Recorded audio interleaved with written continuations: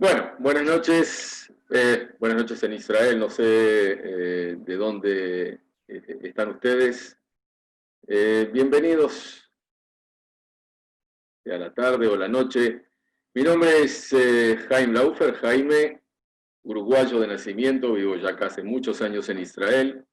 Y entre otras cosas, me dedico a la historia, a la arqueología, soy guía de turismo.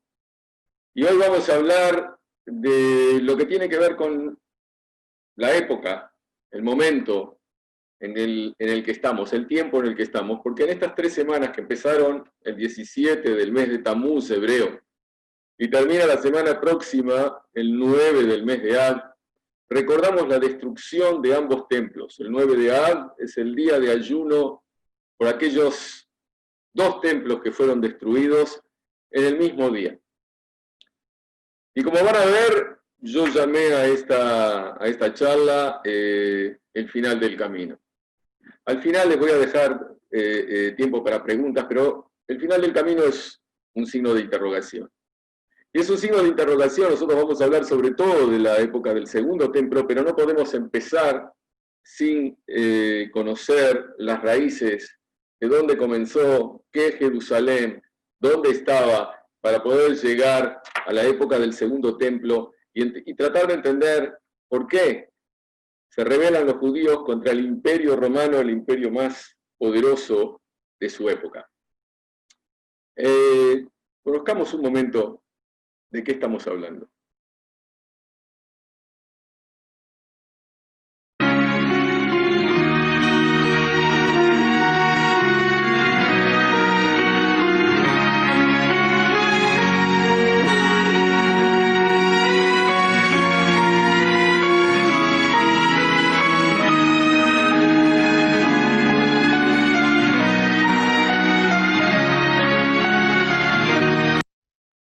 Ese es el templo que en la época del Segundo Templo, el primero se veía más pequeño, estaba en la cima de una montaña, ahora ven la imagen, montaña no hay. Vamos a entender por qué y qué pasó con ella y por qué el templo quedó en llamas.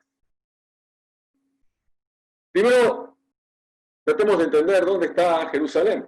Yebús, la ciudad de David, ¿dónde estaba en la época del primero y el segundo templo? Porque cuando nosotros hoy en día vamos a Jerusalén y vemos una ciudad de casi 1 millón de habitantes, nunca fue Jerusalén así. Jerusalén, que estoy señalando ahora, es el monte del templo,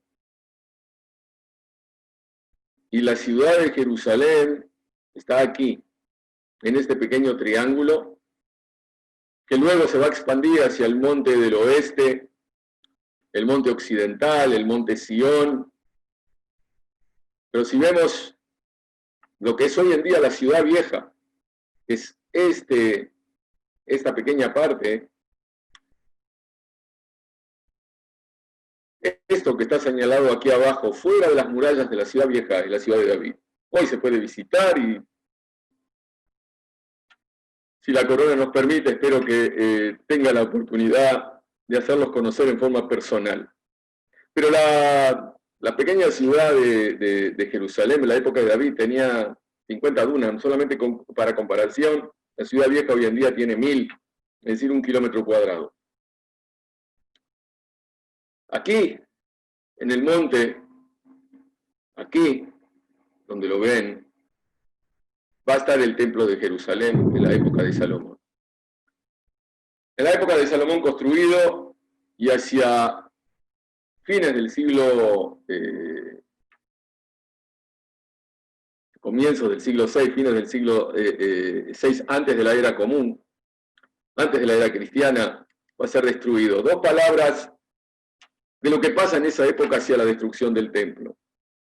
Israel está entre las potencias en esa época, Babilonia y Egipto, una en el norte y otra en el sur, pero no es solamente eso, hay una situación moral, social y religiosa en Judea en decadencia que el profeta Jeremías trata de cambiar y no es escuchado.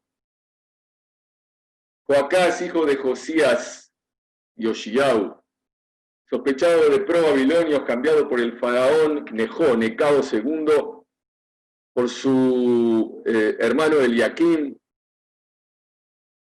y lo llama Joaquim, le cambia el nombre. Vean que además el nombre tiene el mismo significado. En hebreo, Eliakim es él, Dios, levantará al pueblo, quizás hablando de una futura redención. Y Joaquim es exactamente lo mismo, solamente que el faraón cambia el nombre para demostrar autoridad. ¿Quién es el que lo puso ahí? En el 601 Joaquín se rebela, en el 597 los babilonios ponen sitio a Jerusalén, Joaquín muere y el pueblo nombra a su hijo Joaquín su sucesor, que se rinde inmediatamente a Nabucodonosor, el emperador babilonio, que lo envía al destierro, junto con toda la capa social gobernante, corona a Mataniá, hijo de Josías, el tercer hermano que nombran como rey, y le cambia el nombre por Sedequías, Tzidkiyahu, la justicia de Dios. Ya su nombre anterior, Mataniá, un regalo de Dios, fue cambiado por Tzidkiyahu, la justicia de Dios. Ya no hay ni siquiera relación, pero el emperador babilonio hace exactamente lo mismo que el emperador egipcio. Lo cambia y le da otro nombre.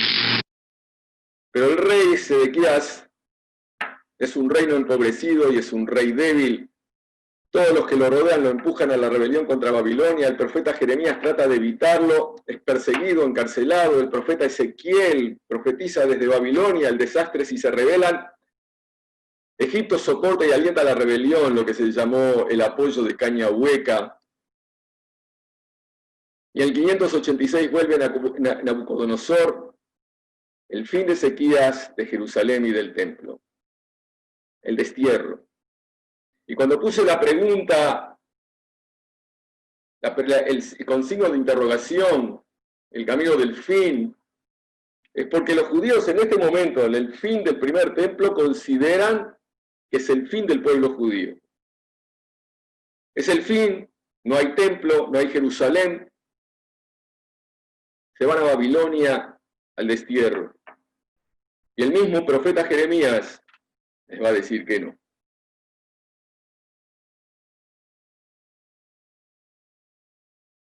$70 años después les dice, van a volver. Pero mientras tanto, las tropas de Nabucodonosor llegan con Nebuzaradán, el siervo de Nabucodonosor, el general que llega con la misión el 7 de Ab de destruir Jerusalén y prender fuego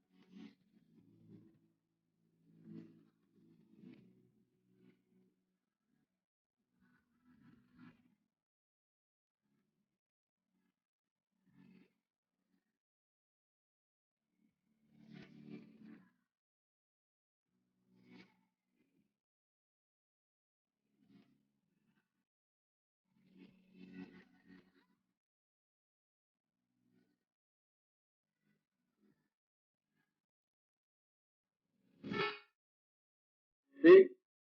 Desde entonces, los judíos, en todo casamiento, en toda fiesta, bajo la carpa nupcial, dicen esas palabras, si me olvidara de ti, oh Jerusalén. Esta es la tumba de la matriarca Raquel.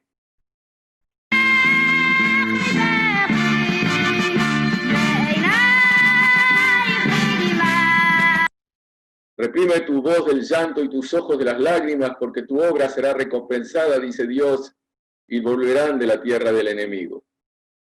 La matriarca que llora y que Dios consuela diciéndole sí, van a volver. Como dijo Jeremías el profeta, 70 años después, en el año 538,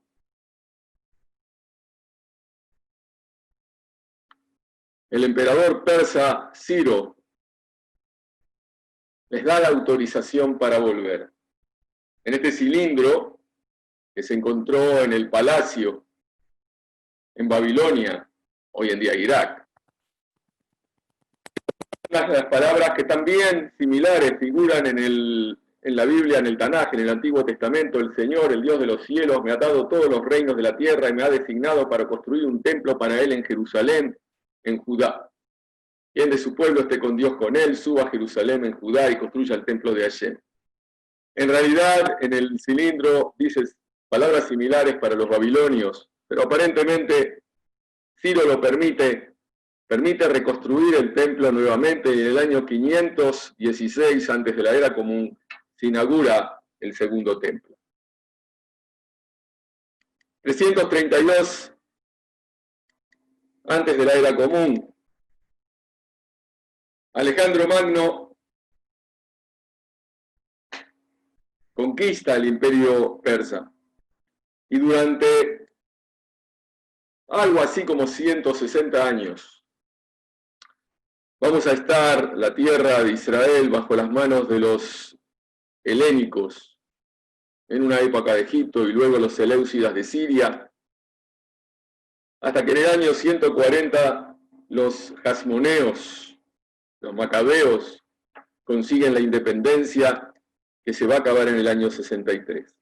Pequeño resumen histórico para llegar a la época romana, pero hay algunas cosas más que tenemos que conocer antes de que podamos alcanzar la época del Segundo Templo. El periodo helénico es un periodo que hasta la época de la rebelión hay autonomía religiosa. Se escribe la Septuaginta, la primera traducción del Antiguo Testamento al griego, pero hay una helenización de la cultura de las capas judías.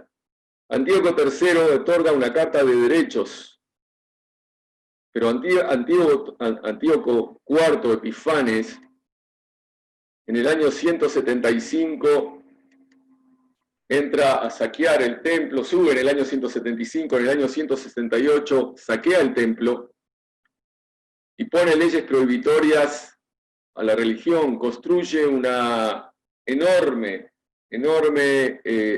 fortaleza en Jerusalén, la Jacra, de la que no vamos a hablar hoy, pero podemos encontrar hoy en día, por lo menos para gran parte de los arqueólogos, se han encontrado los restos de esa Jacra en la ciudad, al lado de la ciudad de David, en el sur de la ciudad vieja de Jerusalén. Esto lleva a la rebelión de los hasmoneos,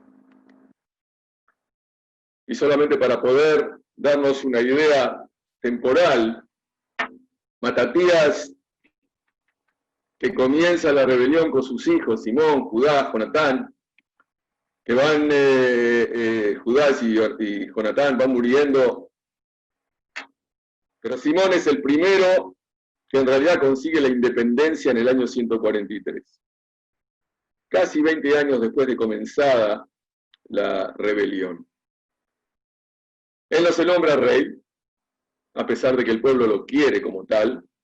El primero que se va a nombrar rey es Juan Hircano, su hijo, al que va a seguir Alejandro, primero Aristóbulo I por un año, y luego Alejandro, Alexander Yanai o Alejandro Janeo,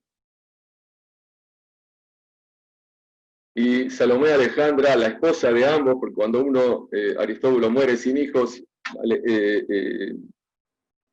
Shlomzion, Alejandra, se casa con Alejandro Janeo, su hermano, y de él van a tener dos hijos, Hircano II y Aristóbulo II, que van a pelear entre sí. Van a pelear entre sí por el reinado, y la consecuencia en el año 63 va a ser la llegada de los romanos. Herodes el Grande, del que vamos a hablar enseguida, se casa con Miriam, la hija de Alejandro y Alejandro. En realidad es nieta de Hircano II y de Aristóbulo II. La lucha entre hermanos. La lucha entre hermanos, que es la que trae en definitiva a Pompeyo, el general romano, y con ello, en el año 63, entra en Jerusalén y termina la independencia conseguida en su momento por los macabeos. Y tenemos que decir unas palabras sobre Herodes el Grande antes de entrar en el tema directo del fin del segundo templo, porque Herodes el Grande, que es hijo de Antipatro de Idumea, es hijo de convertido Edumeo, es el esposo de Miriam, nieta de Orquenos, descendiente de los Jasmoneos, y es el rey de Judá, vasallo de los romanos entre el año 37 y el año 4 antes de la era común en la que fallece. Pero lo que recordamos de él es lo que podemos ver hoy en día en Israel. Es el gran constructor. El constructor de Cesarea, a nombre y en honor de César Augusto, el cual le permite gobernar. Es el constructor del palacio de Mesadá, en el desierto de Judea, al lado del Mar Muerto. Es el constructor del Herodión, que se va a convertir luego de palacio en su memoria y su entierro. Construye la ciudad de Sebastia, Sombrón, a nombre del César. Construye además el edificio enorme que vemos sobre las tumbas de los patriarcas y las matriarcas en Hebrón, y además el templo de Jerusalén. Para lo cual toma la montaña y construye 4 paredes que soportan una plataforma enorme cuya superficie es aproximadamente de 20 canchas de fútbol. Y sobre ella reconstruye el templo de Jerusalén. Así se ve la ciudad, bueno, en esta reconstrucción, en esta maqueta que está en el Museo de Israel. La maqueta en sí es del fin de la época del templo. La ciudad es más grande incluso que en la época herodiana. Este es el templo de Jerusalén y esta es la plataforma sobre la montaña que ya no se ve. Y aquí hoy en día está la cúpula dorada. Observen que además hay una fortaleza, la Antonia, enorme fortaleza construida al norte del templo para poder revisar, vigilar el templo en el que se reúnen cientos de miles de judíos en las grandes festividades. Aquí, de paso se ha dicho, va a ser juzgado por Poncio Pilato, Jesús.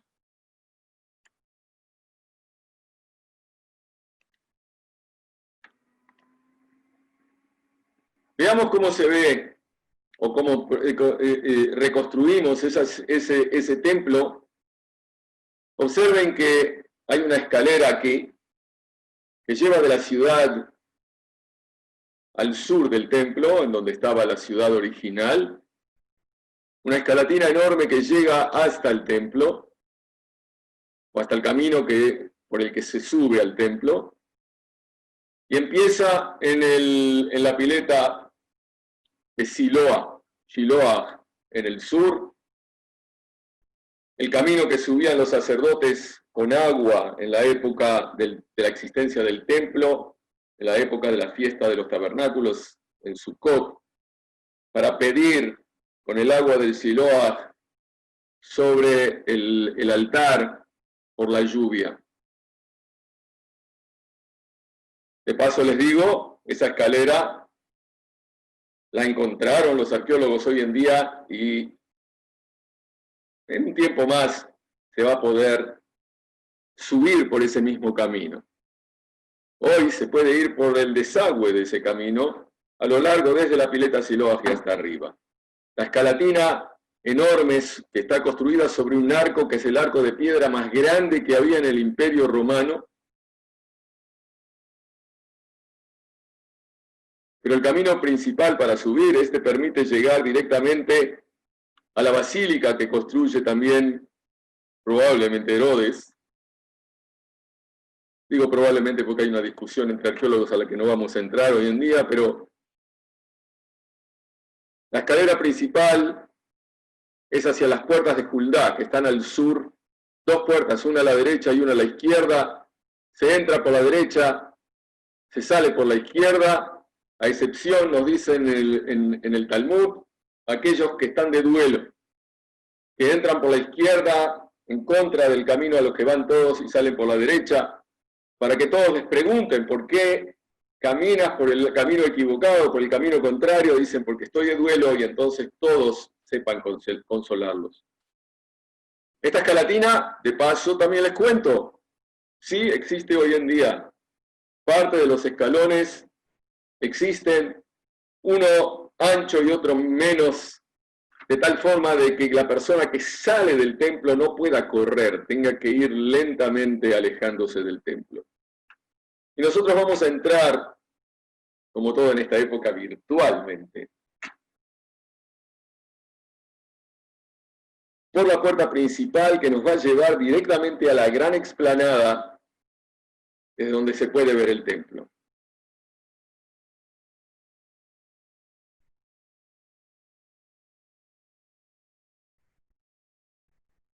Hoy en día este camino no se puede hacer, las puertas de Juldá están cerradas.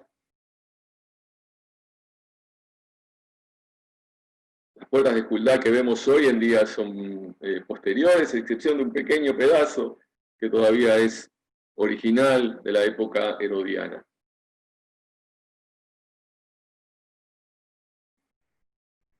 Y así subimos, imagínense a todos aquellos que vienen llegando en las grandes festividades y caminan por estas escaleras y de la oscuridad del túnel salen inmediatamente hacia la explanada y ven el templo que nuestros sabios decían, el que no vio la casa de Herodes, es decir, el templo que construyó Herodes, no vio un edificio bonito en su vida.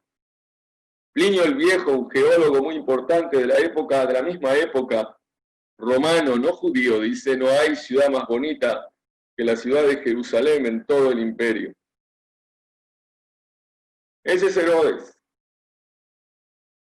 Y este templo que fue reconstruido alrededor del año 20, o comenzado a reconstruirse en el año 20, antes de la era común, va a ser quemado en el año 70.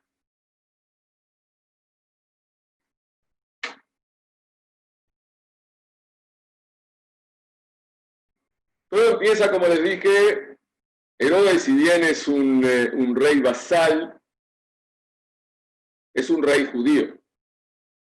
Sí, desde el punto de vista cultural es absolutamente romano. Pero es un rey judío. Pero cuando muere, ya no hay rey. Se divide el reinado en tres de sus hijos. Ninguno de ellos, los romanos, le permite nombrarse rey, pero en el año 6 de la era común, el César Augusto convierte a Judea en provincia romana. Y desde ese momento, a excepción de 3 años entre el año 41 al 44, en que el nieto, Agripas I, el nieto de Herodes, le van a permitir reinar, todo el resto del tiempo hay gobernadores romanos. Y los gobernadores romanos, dice Flavio Josefo, el gran historiador judío, del que quizás después digamos un par de palabras si tenemos tiempo, pero es un historiador judío que escribe a nombre de los romanos. Y él escribe de los gobernadores romanos que desconocieron el consejo del César Tiberio. La tarea del pastor es esquilar a las ovejas, no arrancarles el cuero. El trabajo que hicieron los gobernantes romanos y que cada vez fue haciéndose peor En tratar, los gobernantes romanos, en definitiva, no eran senadores, no eran de la gran aristocracia romana, eran oficiales del ejército que venían acá por un tiempo corto y en ese tiempo querían enriquecerse. Y eso, como consecuencia, llevó a la explotación de la ciudadanía, pero no solamente eso, sino que además se comportaban humillando a la población. El peor de ellos, probablemente, fue Floro, el gobernador que comenzó su gobierno por ahí en el año 64. De él enseguida vamos a hablar, pero toda esta situación de los gobernantes romanos que humillan continuamente y explotan a la población, expropian continuamente a la población, no es la única razón que llevó en definitiva a la destrucción. Hay una división entre los judíos, extremismo, odio gratuito, sicarios, celotes. Ahora les voy a decir unas palabras de cada uno de ellos para que sepan quiénes han dividido. Los judíos están divididos en muchas sectas.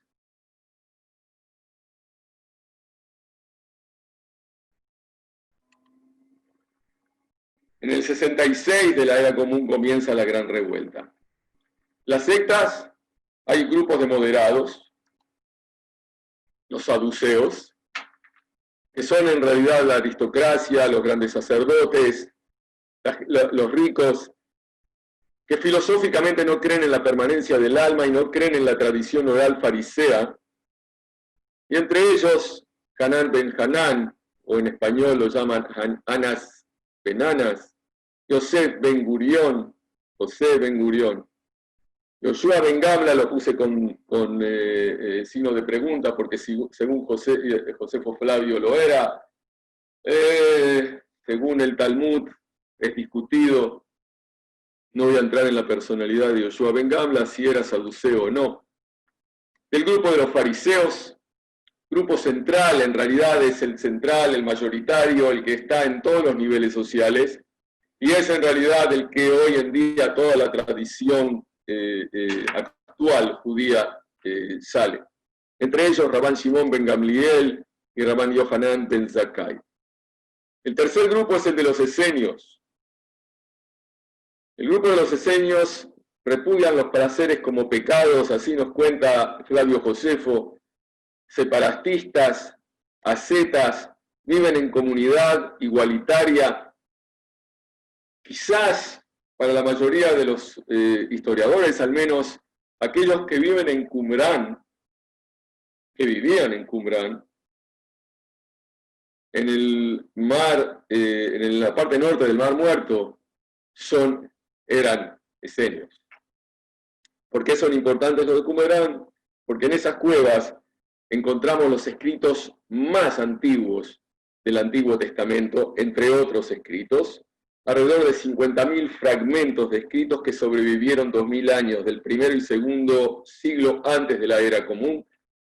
Sobrevivieron por las condiciones muy especiales del desierto del Mar Muerto, la muy baja humedad, porque en realidad están escritos sobre pergamino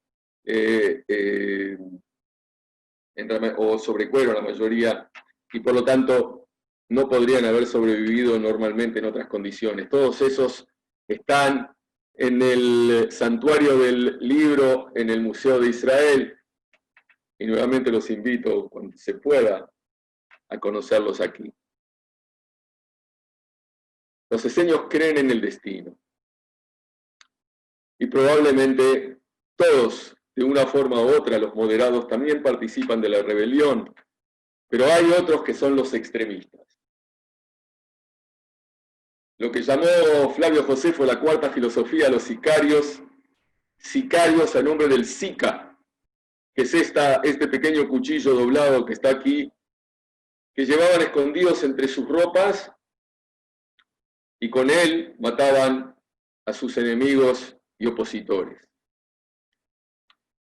Nacen en el siglo VI de la Era Común, cuando los romanos Cuando César Augusto convierte a la provincia de Judea en una provincia y no en un reino, con gobernadores romanos, hace un censo.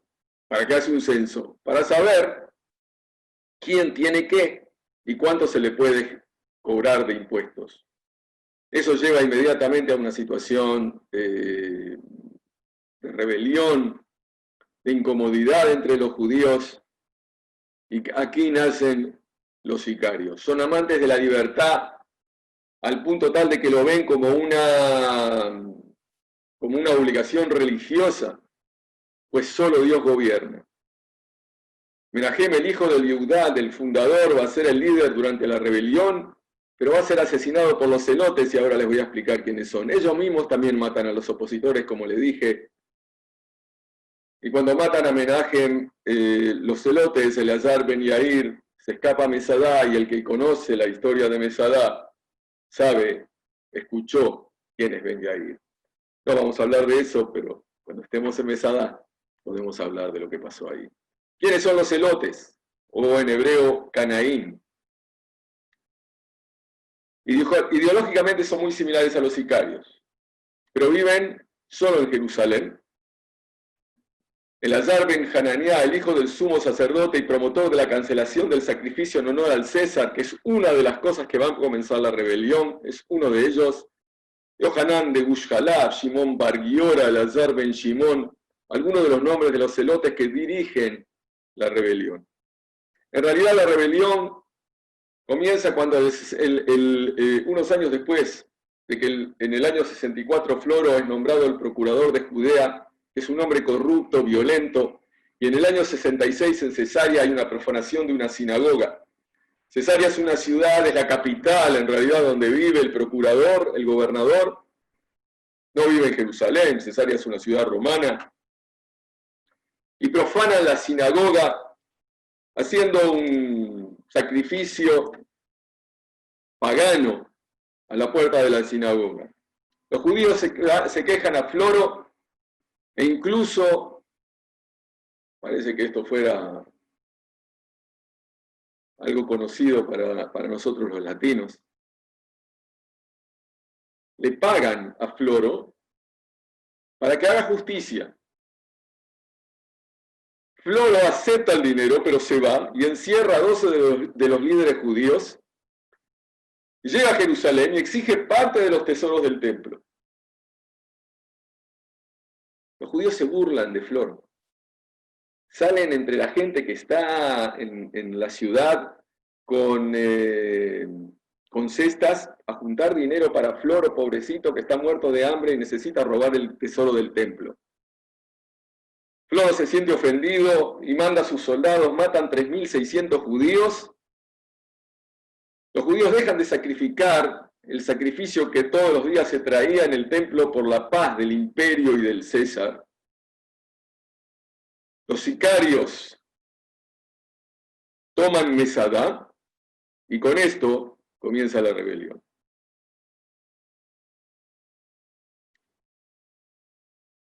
Los rebeldes se apoderan de Jerusalén. Al comienzo son solamente los más extremistas. Se apoderan de Jerusalén. No voy a entrar en todos los detalles de la guerra, quién, cómo, cuándo y en qué momento. En las ciudades mixtas hay matanzas de judíos a manos de los paganos. Y entonces Cayo Cestio Galo, el procurador de Siria, llega con 40.000 soldados, pero fracasa.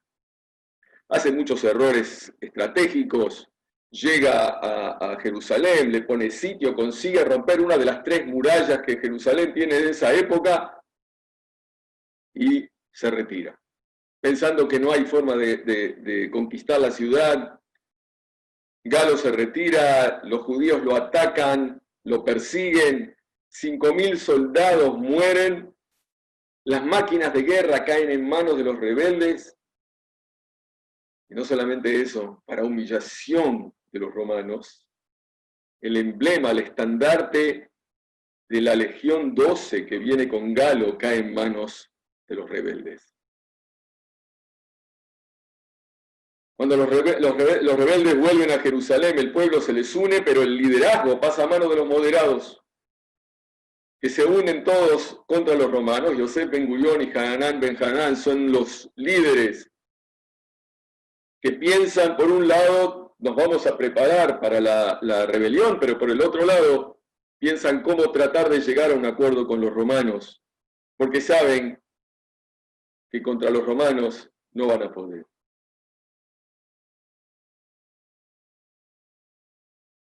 Nerón, cuando se entera que Galo no consiguió con 40.000 soldados frenar esa rebelión, el César Nerón, que es conocido, entre otras cosas, por haber quemado Roma, envía a Vespasiano, uno de sus principales generales, a sofocar esta rebelión. Vespasiano llega con 65.000 soldados. En el año 67 y 68 conquista toda la provincia y se acerca a Jerusalén. Los romanos no pelean en el invierno. En el invierno se van a sus bases. Pelean en verano, por eso va. Y Vespasiano no se apura. En realidad no se apura a llegar a Jerusalén. Nos dice Flavio Josefo por qué. Porque Vespasiano sabe lo que está pasando en Jerusalén. ¿Qué está pasando en Jerusalén? La guerra civil en Roma va a frenar las operaciones por 1 año y medio. Pero en Jerusalén, observen esto. Hay 3 grupos de extremistas que pelean entre ellos. Shimón Bar Giora, que consigue apoderarse de la Acrópolis, de la ciudad alta y gran parte de la ciudad de David y la parte nueva de la ciudad. Como ven, hay 3 muros en la ciudad. El primer muro, lo que llama Flavio Josefo el primer muro de la época de los Hasmoneos, el segundo de la época de Herodes, y el tercero lo comienza Agripas I y lo terminan los rebeldes. Shimón Bar Giora tiene prácticamente toda la ciudad, pero en el monte del templo, Yohanan de Gush Halab tiene en realidad toda la plataforma del templo, menos el templo mismo, que está en manos de Elazar Ben Shimón. Y todos ellos, sicarios y celotes básicamente, pelean entre sí. Y Vespasiano, que sabe que se están peleando entre sí, dice: ¿qué apuro tengo para llegar? Cuando yo llegue se va a parar toda la guerra entre ellos. Dejémonos que se debiliten entre ellos mismos. Yo quiero explicarles qué significa esta guerra. No solamente se matan entre sí.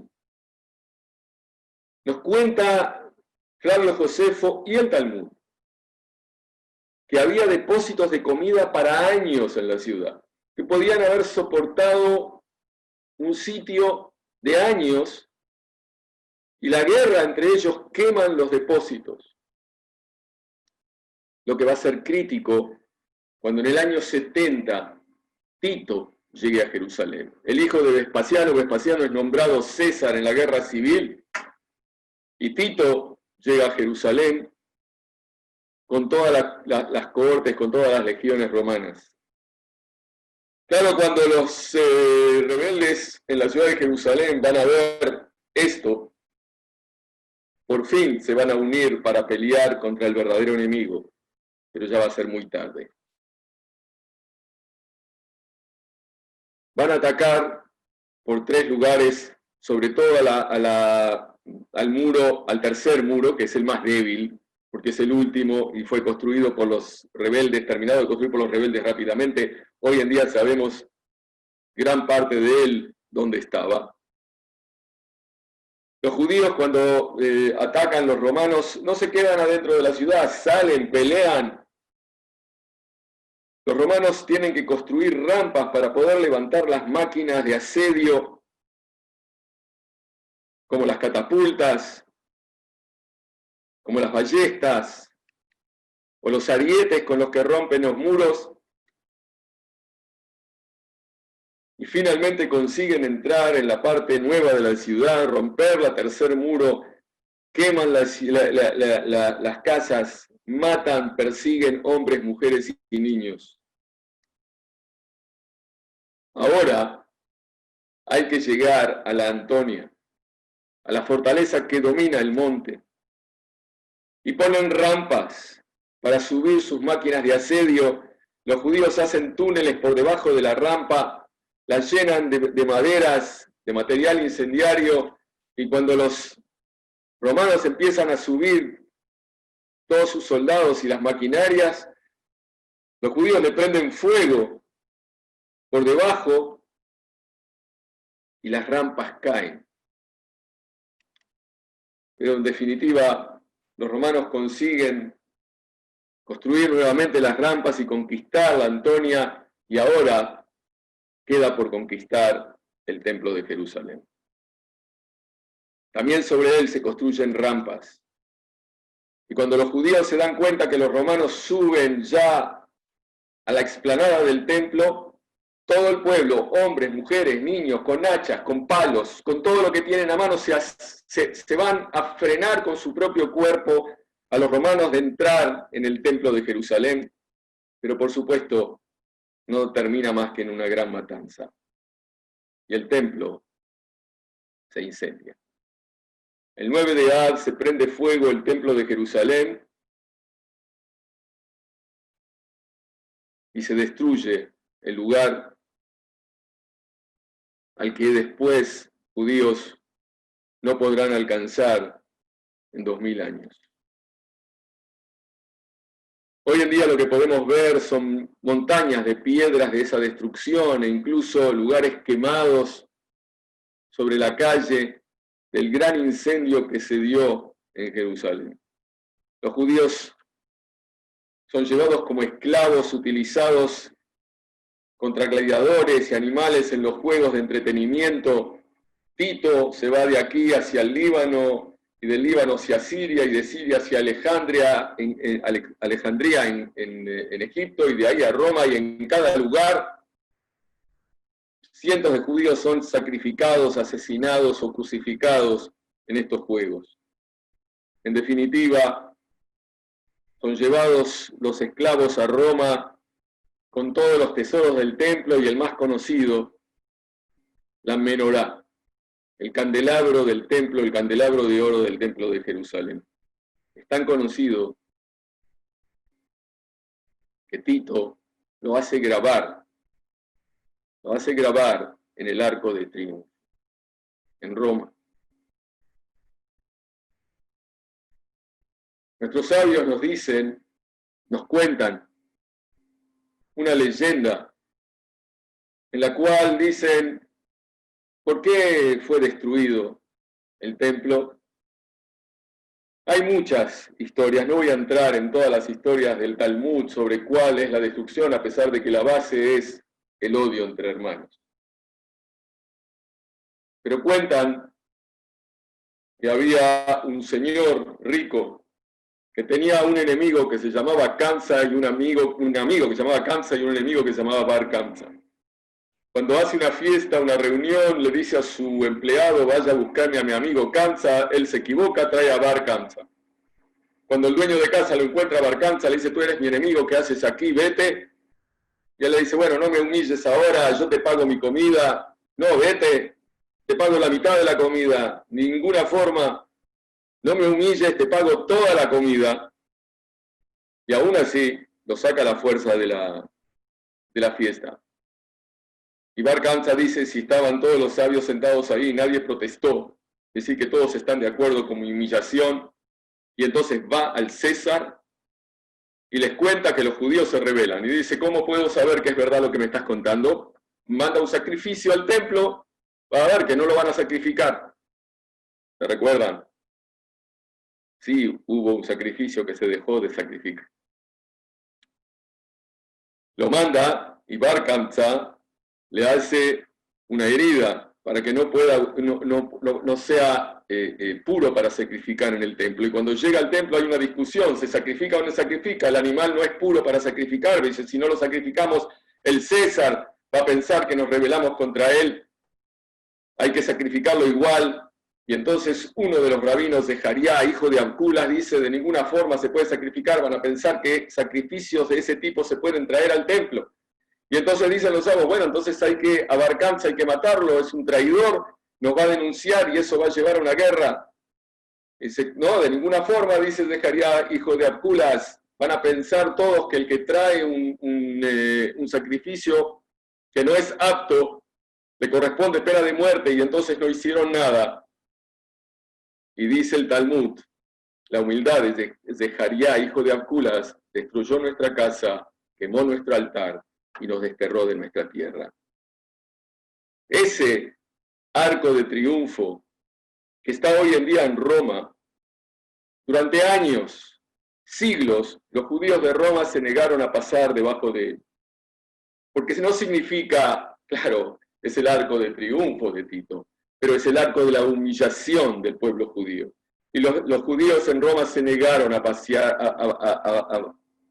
debajo de él hasta el 29 de noviembre de 1947, la resolución 181 de las Naciones Unidas en la Asamblea General decide la partición de Palestina y con eso la creación del Estado de Israel. El día 30, la mañana siguiente, el rabino de Roma y toda su colectividad van ahí, al arco de triunfo de Tito. Y el rabino, que es conocido por un gran orador, no puede decir una palabra. Solo lágrimas le salen, no puede hablar y empieza a caminar. Y pasa por debajo de ese arco de triunfo, pero en camino inverso al que hicieron los judíos cuando llegaron a Roma, hacia Israel. Y detrás de él toda su colectividad. Y lo único que pudieron hacer es la bendición de Sheheyanu, la bendición que decimos cuando una cosa nueva, buena nos pasa. Bendito Dios que nos concediste vida, nos sostuviste y nos trajiste a estos tiempos. Cuando en 1949 el Estado de Israel tiene que decidir por un escudo, en el escudo de Israel nuevamente está la menorá, pero no cualquiera, está el candelabro del arco de triunfo de Tito. Sí, Tito se lo llevó, pero nosotros lo volvimos otra vez aquí. Casi 2000 años, pero estamos de vuelta. No, no fue el final. Fue duro, pero no fue el final. Gracias, señores. Espero tener la oportunidad y la suerte de tenerlos con nosotros aquí en Israel pronto. Mientras tanto, cuídense.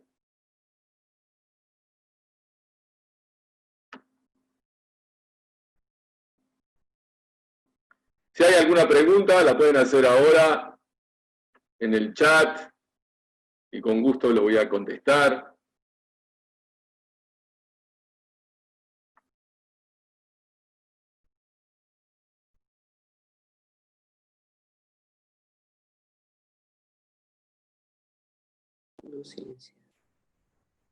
Les abría además la posibilidad de hablar, si quieren, pueden abrir los micrófonos si alguien quiere decir algo o quiere preguntar algo, con gusto.